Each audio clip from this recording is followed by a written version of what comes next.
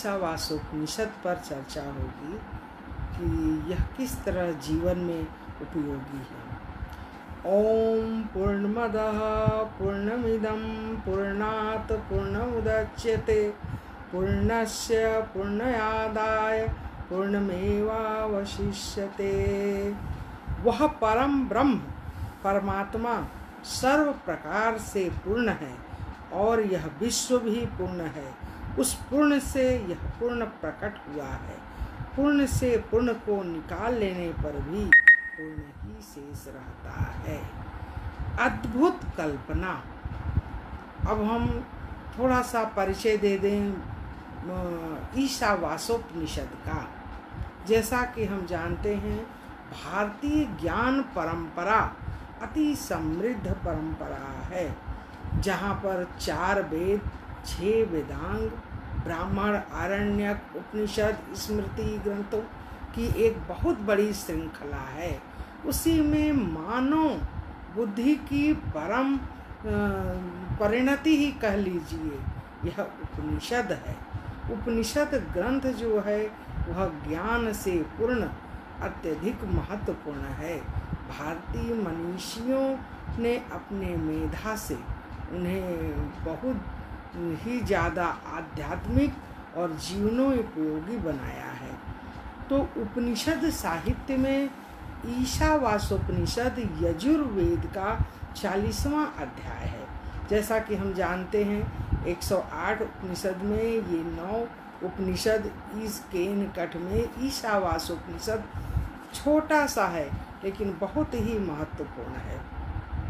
उपनिषद शब्द का शाब्दिक अर्थ है, सामान्य अर्थ है पास में बैठना। उपनिषद क्विप से निष्पन्न होकर यह शब्द बना हुआ है, जिसका मतलब है कि पास में बैठना, निश्चित गूढ़ ज्ञान के लिए गुरु के पास बैठना और ज्ञान को प्राप्त करना। तो उपनिषद साहित्य जो है वह ऐसा ज्ञान है जिससे अविद्या का नाश होता है और जिससे ब्रह्म ज्ञान की प्राप्ति होती है और मनुष्य के दुखों का नाश होता है। तो इस तरह का जो ये ईशावास्योपनिषद है वह बहुत ही महत्वपूर्ण है। अब प्रश्न उठता है, ईशावास्योपनिषद के शुरू में ही कह दिया गया, ईशावास्यमिदं सर्वं यत् किंचित जगत्याम जगत। ईशावास्यमिदं सर्वं यत् किंचित जगत्याम जगत, कि जो कुछ भी जगत में है, चर अचर, सब में उसी प्रभु का वास है, सब में वही प्रभु निवास करता है। तो यहीं से यह आध्यात्मिक दृष्टि से भी जो है आत्मा परमात्मा का एकत्व तो है ही है, साथ ही साथ यह गूढ़ गंभीर विषय जो है किस तरह हमारे जीवन में उपयोगी है, किस तरह मानव के व्यक्तित्व विकास में उपयोगी है, इसको आज हम इस गूढ़ ज्ञान को सरल सहज शब्दों में प्रस्तुत करेंगे। मालती शुक्ला जी सादर नमस्कार, संध्या पांडे जी हैं, कल्पना जी हैं, आप लोगों का बहुत बहुत हार्दिक अभिनंदन है। और पुनः मैं इस मंच को और मीनू जी, लीना जी, आदरणीय राजेंद्र भाई साहब और प्रेक्षा जी, सबका बहुत बहुत हम अभिनंदन है, जिन्होंने इतना सुंदर और आध्यात्मिक चला रहा। शायद ये 40वां एपिसोड है। अभी इससे पहले हम लोग कितने ज्ञान गंगा में गोते लगा चुके हैं। तो चर्चा चल रही थी ईशावास्योपनिषद की, कि ईशावास्योपनिषद में व्यक्तित्व विकास के कौन कौन से तत्व छुपे हैं, जो आज के जीवन में, आज मानव के जो उथल पुथल भरे जीवन है उसमें ये महत्वपूर्ण हो सकते हैं। जैसा कि हम जानते हैं कि भारतीय ज्ञान परंपरा में उपनिषद एक अद्भुत है, जो मोक्ष की अवधारणा शायद पूरे विश्व की एक अनूठी और विशिष्ट कल्पना है। तो कह रहे हैं ऐसा जो ज्ञान है उसको हम अपने ऐसे धरातल पर जहाँ पर कि व्यवहारिक हो कैसे कर सकते हैं। जब तक बातें धर्म, जीवन में धर्म का क्या महत्व है, तो कहते हैं कि धर्म जो है वेदाभ्यास तपः ज्ञानम इंद्रियाणाम च संयमः धर्म क्रिया आत्मचिंता च निःश्रेयस्करम परम। और इसी तरह से 10 प्रकार के धर्म के लक्षण बताते हुए कहा गया है कि धृति, क्षमा, दमो, अस्तेयम, शौच, इंद्रिय निग्रह, धीर, विद्या, सत्यम, क्रोधो, दशमम धर्म लक्षणम। तो जो 10 प्रकार के ये धर्म के, तो ये व्यवहारिक हैं। धर्म से जो हम समझते हैं, धारणात इति धर्म है। जिस तरह से हम मनुष्य हैं तो मनुष्यता को धारण करना ही मनुष्य का परम धर्म है। और ये मनुष्यता क्या है? ये मनुष्यता जो है वह व्यक्तित्व का विकास ही है। तो धर्म 2 प्रकार के से हमारे लिए उपयोगी है। एक तो आध्यात्मिक जीवन के लिए और दूसरा रोजमर्रा के जीवन के लिए धर्म की महत्ता है। उसी तरह से व्यक्तित्व विकास में, जैसे हर मनुष्य का, हर मानव का जो व्यक्तित्व है, जो उसकी पर्सनालिटी है, अगर हम भारतीय दृष्टि से देखें तो 2 तरह से है। एक तो वह बाह्य आवरण जिसको कि हम तरह तरह के श्रृंगार, प्रसाधन, कपड़ों से सजाते हैं और किसी को देखकर हमें लगता है हाँ वो व्यक्ति बहुत सुंदर है। लेकिन हमारे यहाँ जो आंतरिक सौंदर्य है, और इसीलिए हमारे यहाँ आंतरिक सौंदर्य को ही महत्व दिया गया है। जो आंतरिक सौंदर्य है उसके आधारभूत हैं अभी जो लक्षण बताए गए हैं कि दया, ममता, प्रेम, सौख्य भाव, परोपकार, अहिंसक होना, ये सारी जो गुण हैं, इन्हीं गुणों से हमारा अंतर मन जागृत होता है, परिभाषित होता है। और यही बाह्य और आंतरिक दोनों ही मिलकर हमारे व्यक्तित्व का निर्माण करते हैं। तो व्यक्तित्व सिर्फ व्यक्ति का आवरण या उसका जो दिखता है वो शरीर ही नहीं है, बल्कि उसके आंतरिक गुण भी व्यक्तित्व में आते हैं। तो हमारे यहाँ जो कहा गया है कि दया, ममता, प्रेम, करुणा, इनके आधार पर ही मनुष्य जो है वह संसार में एक अच्छा जीवन जीने के बाद वह मृत्यु के बाद भी मोक्ष की प्राप्ति करता है।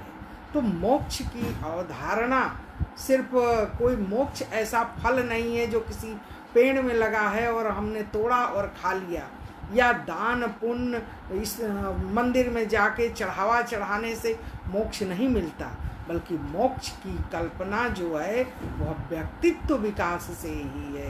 हमारे मनीषियों ने, जिनकी संज्ञा ऋषि ही मनीषी स्वयंभू परिभू कहा गया है, तो ये ऋषि मनीषी जिन्होंने अपने चक्षु से, अपनी आँखों से जो देखा, जो समझा, वही उन्होंने अपने जीवन में उतारा, वही तभी उनका व्यक्तित्व, एक मानव का संपूर्ण व्यक्तित्व का निर्माण होता है।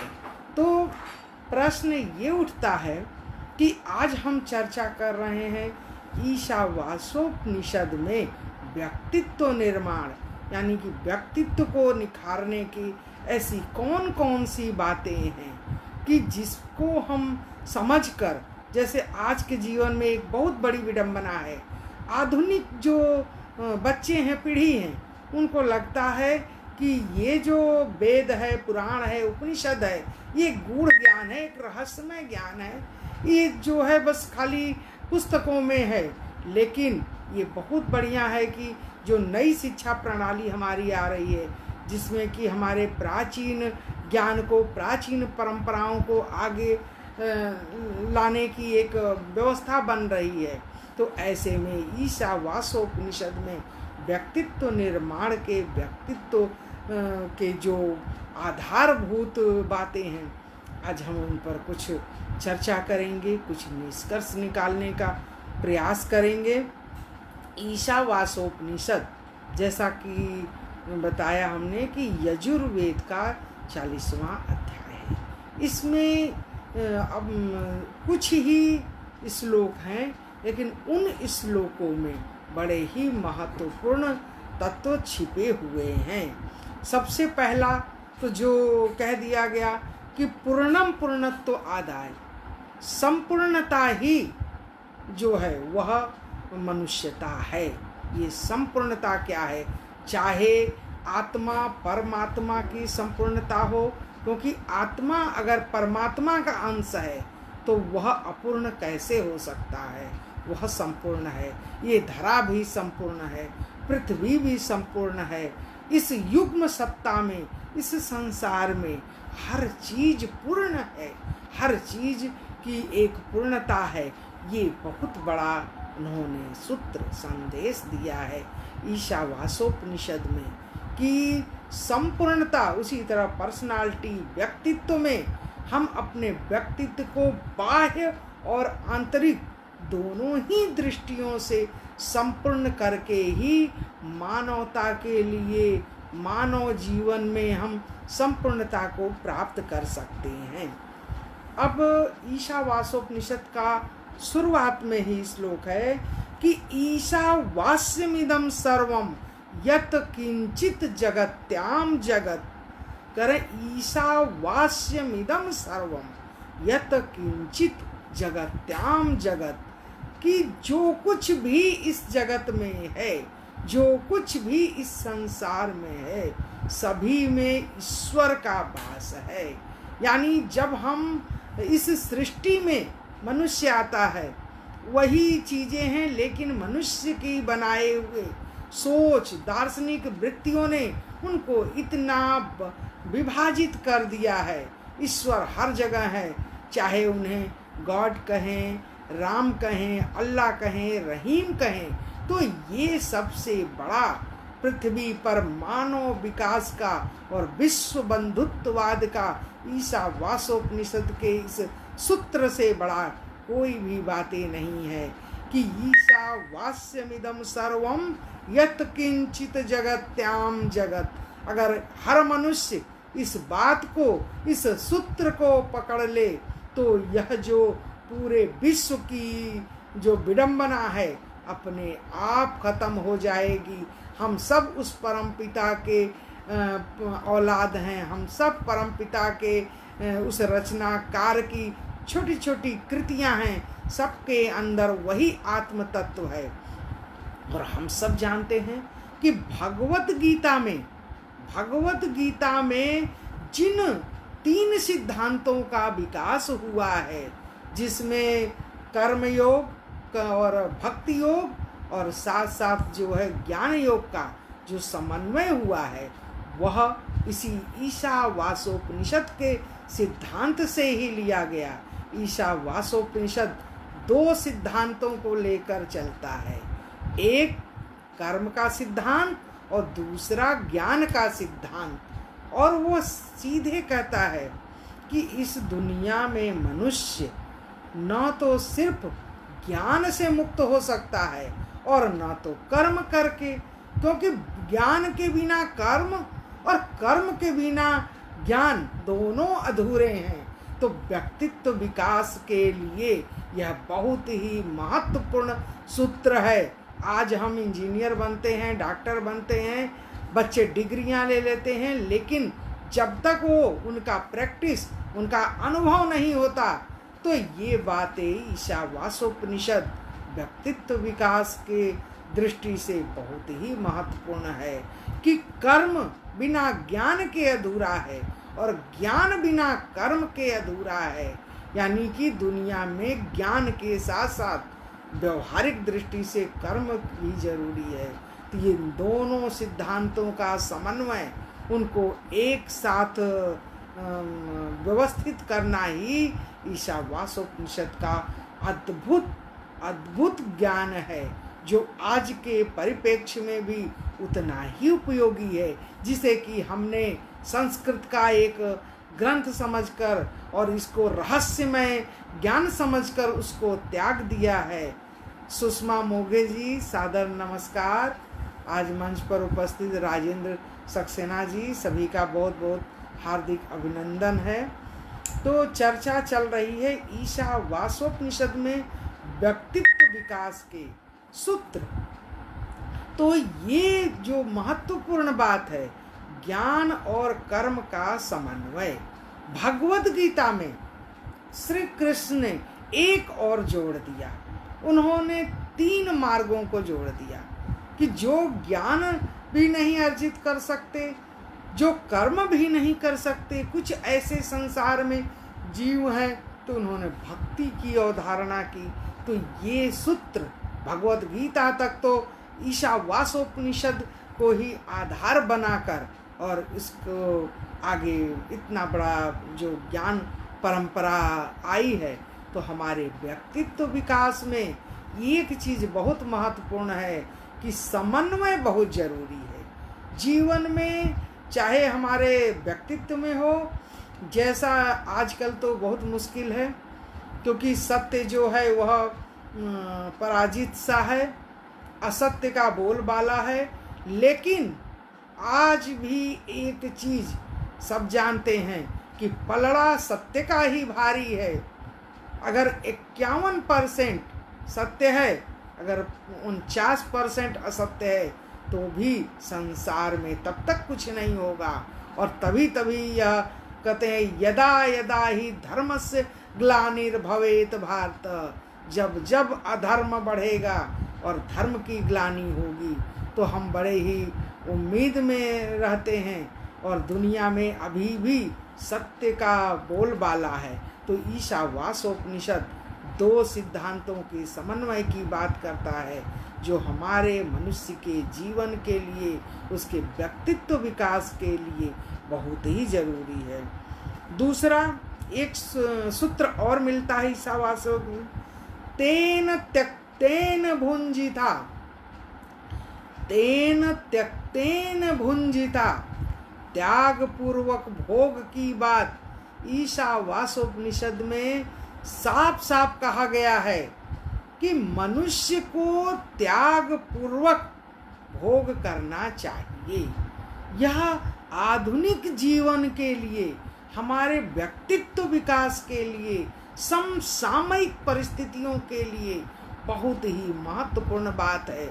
आज क्या हो रहा है समाज में, अभी हमने देखा कोरोना काल जब आ गया, तो कोरोना काल में जिनके पास पैसे थे, उन्होंने अपने घरों में तेल, घी, शक्कर, चीनी, न जाने क्या क्या भर लिया, मानो दुनिया में दोबारा कोई उत्पादन ही नहीं होगा। और एक तरफ वो लोग थे जो रोज़मर्रा की चीज़ों के लिए जो इधर उधर परेशान हो रहे थे।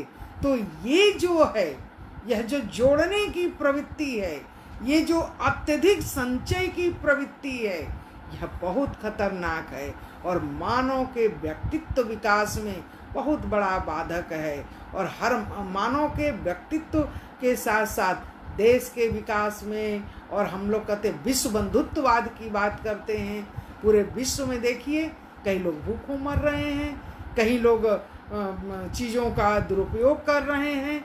तो ये जो संसार की हालत है, तो ईशावास्योपनिषद में बहुत ही महत्वपूर्ण सूत्र दे दिया गया है। एक सूत्र दे दिए हैं जो कि व्यक्तित्व विकास में इतना कारगर है कि कर तेन त्यक्तेन भुंजिता, त्याग पूर्वक ही मनुष्य को भोग करना चाहिए।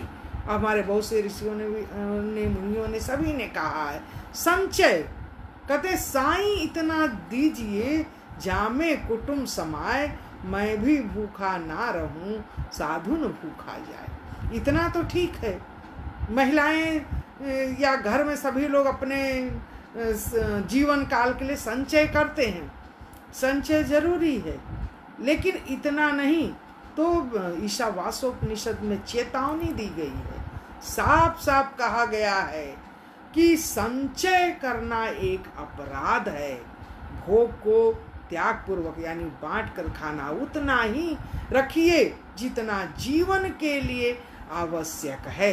आधुनिक पीढ़ी के लिए, आज के लोगों के लिए, विद्यार्थियों के लिए, जनमानस के लिए, सभी के लिए ईशावास्योपनिषद में यह बहुत बड़ा सूत्र है व्यक्तित्व विकास का, कि व्यक्तित्व में जो आंतरिक गुण है, दया, ममता, प्रेम, शौक, करुणा, तो ये भावना अगर होगी, अगर मेरे अंदर ये आएगा कि शायद मैं दूसरे के हिस्से का संचय किया, दूसरा जीवन में संघर्ष कर रहा, तो ये बहुत बड़ी बात है। तो ईशावास्योपनिषद हमें यह एक व्यक्तित्व विकास के लिए एक सूत्र दे रहा है। और एक आगे एक और सूत्र है, माँ गृधस्य कश्चित् धनम, माँ गृधस् कश्चित् धनम। किसी का कैसा भी सोना हो, चांदी हो, रुपया हो, आप नमक रोटी खाते हैं, दाल रोटी खाइए, प्रभु के गुण गाइए। जो भी आपके पास अपना है, आपकी मेहनत से, आपके बुद्धि से, आपके विवेक से, आपको जो भी कुछ भी मिला है वह आप प्रेम पूर्वक खाइए। अगर विपरीत परिस्थितियां हैं तो भी ईश्वर को धन्यवाद दीजिए। शायद इसके पीछे, इसीलिए हमारे प्राचीन ग्रंथों में, हमारे सारे ग्रंथों में ये बात कहा गया है। ये जो कर्म सिद्धांत कहा गया है, यह इसीलिए है कि मन का विचलित न होना। और आज के समय में हर व्यक्ति का मन विचलित है। व्यक्तित्व विकास में अगर हम अपने इन ग्रंथों को, ईशावास्योपनिषद के इन सूत्रों को पकड़ लें कि माँ गृधस्य कश्चित् धनम, किसी के धन का लालच हरगिज मत करो, कभी मत करो। कह रहे हैं कि इस दुनिया में ये संसार एक रंगशाला है, हर पात्र यहाँ पर आया है, ईश्वर ने उसके सूत्रधार हैं, उन्होंने चुन चुन कर सबको उसके हिस्से का अभिनय के लिए संसार में भेजा है।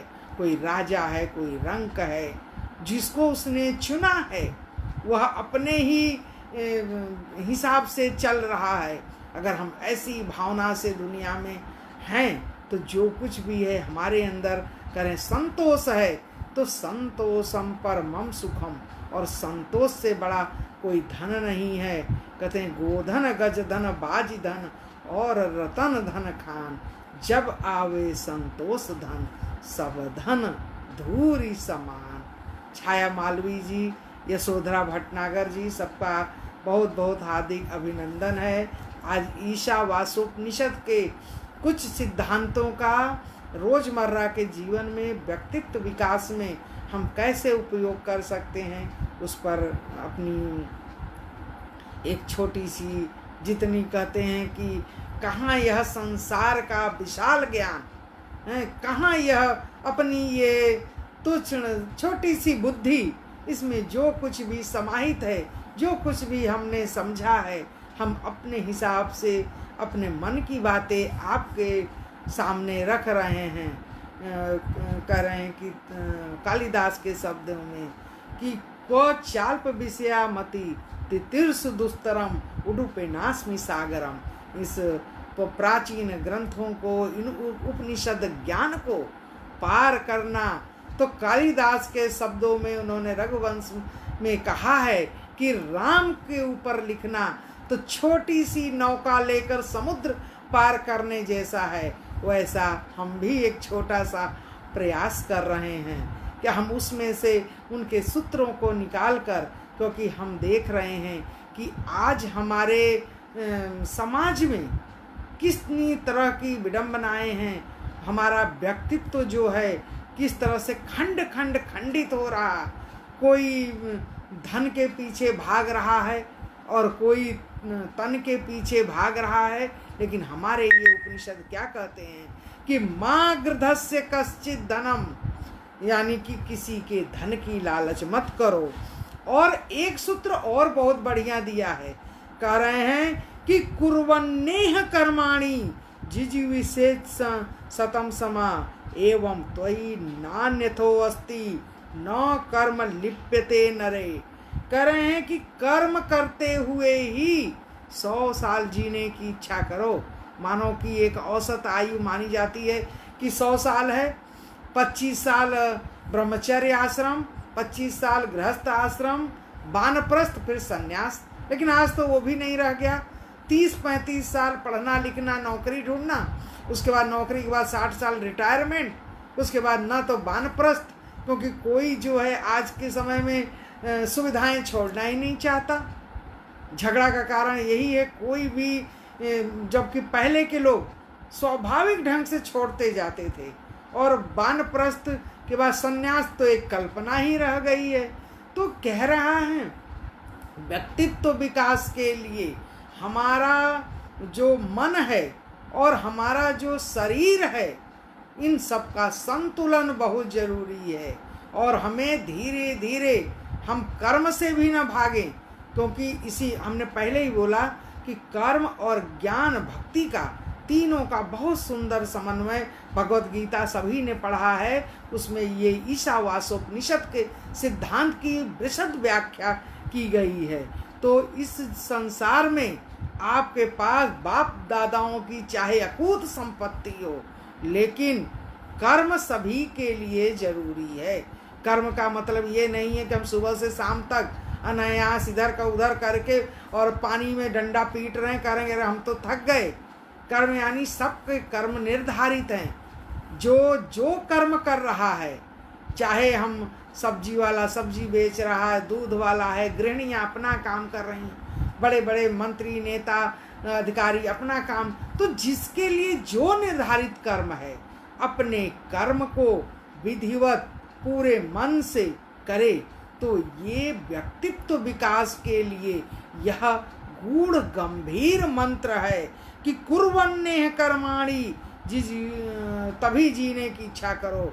और इसके अलावा कोई मार्ग नहीं है बिना कर्म के, क्योंकि संसरति इति संसार, संसार तो संसरण है, संसार तो चलता रहेगा। चरैवेति, बिना कर्म के हम संसार में नहीं रह सकते। तो कर्म जो है वह बहुत महत्वपूर्ण है। और एक बहुत बढ़िया बात उन्होंने कहा कि जिसमें कहा कि कि देखिए हम लोग क्या सोचते हैं कि उपनिषद जो है आत्मा परमात्मा गूढ़ गंभीर ज्ञान है, लेकिन जो इसमें ये सूत्र छोटे छोटे दिए हैं, जिस पर हमने लीना वाजपेयी जी, सोनू शर्मा जी, बहुत बहुत आपका हार्दिक अभिनंदन है। आप लोग आए, आपने मेरे जो भी अल्प ज्ञान है उसको आपने सुना, लेकिन मेरी बड़ी इच्छा थी कि मैं ऐसी ग्रंथों को जो हमारे प्राचीन परंपराओं में हैं, जिनको कि हमने रहस्यमयी ग्रंथ सोचकर एक तरफ कर दिया है, एक एक ग्रंथों में से हम अपने व्यक्तित्व विकास के सूत्र को निकालें। क्योंकि आध्यात्म और धर्म वह कोई छुपी हुई रहस्यमय चीज़ नहीं है। धर्म का जीवन से संबंध है, जीवित व्यक्ति से संबंध है, आध्यात्म जीवन में उतारने की चीज़ है।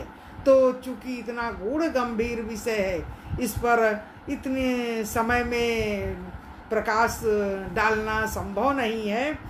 तो आज जो मैंने ईशावास्योपनिषद के 4-5 सूत्र निकाले थे कि ईशावास्यमिदं सर्वं यत् किंचित जगत्याम जगत, दूसरा तेन त्यक्तेन भुंजिता, और चौथा माँ गृधस्य कस्यचित् धनम, और कुर्वन्नेह कर्माणि, कर्म करते हुए ही जीवन जीने की इच्छा।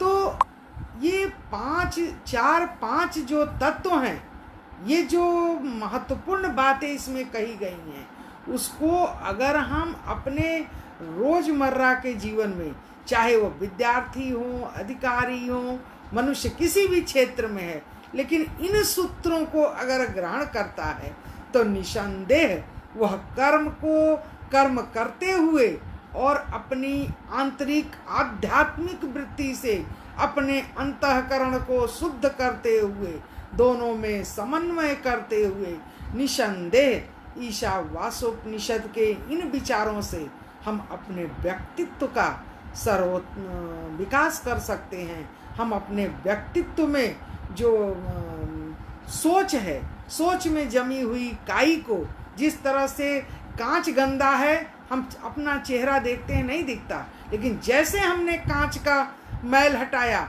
हमारा वो दर्पण झूठ नहीं बोलता, स्वच्छ दिखता है चेहरा। उसी तरह से यह ज्ञान जो है, यह निर्मल ज्ञान जो है, हमारे आंतरिक बाह्य सभी वृत्तियों को एकदम करके मनुष्य अपना कर्म करते हुए संसार में आराम से रह सकता है। तो समय हो रहा है। आज उपस्थित साहित्य आरणी साहित्य वारधि की इस मंच पर सभी का और इसके आयोजक गणों का बहुत बहुत धन्यवाद। ऐसे चर्चाएं होती रहेंगी और कुछ न कुछ उसमें से निकलता रहेगा।